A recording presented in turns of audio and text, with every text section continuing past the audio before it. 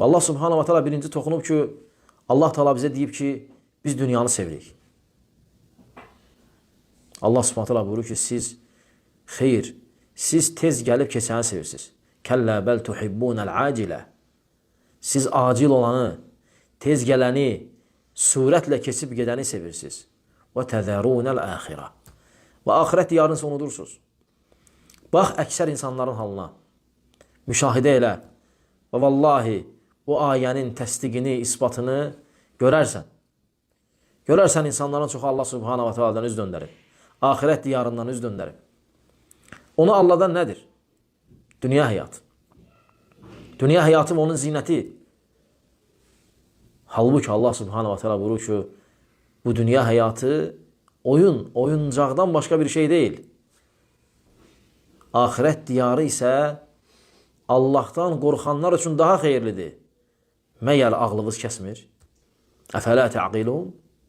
Məyər ağlınız kəsmir? Allah təala buyurur ki, axirət diyarı, yəni o diyar ki, o yer ki, insanın əbədi saadətini özündə cəm eləyib. İnsanın cənnəti. Və o yer ki, əbədi şəri özündə cəm eləyib, o da cəhənnəm odudur. Və bu axirət diyarının məsələləridir.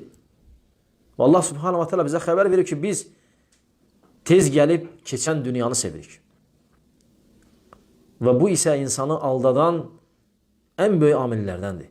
Və bunun səbəbi dünyada olan neymətlərin görünməsi, axirətdə möminlər üçün hazırlanan neymətin isə hələ görünməməsidir. Elə insanlar var. Onlar deyirlər ki, mənim üçün bu dünyadır. Mənə öləndən sonra nə olur olsun? Burada yiyim, burada içim, burada gəzim, burada dolanım. Mənim üçün əsas bu dünyadır. Öləndən sonra məni aparın, hara atırsınız atın. Nə üçün?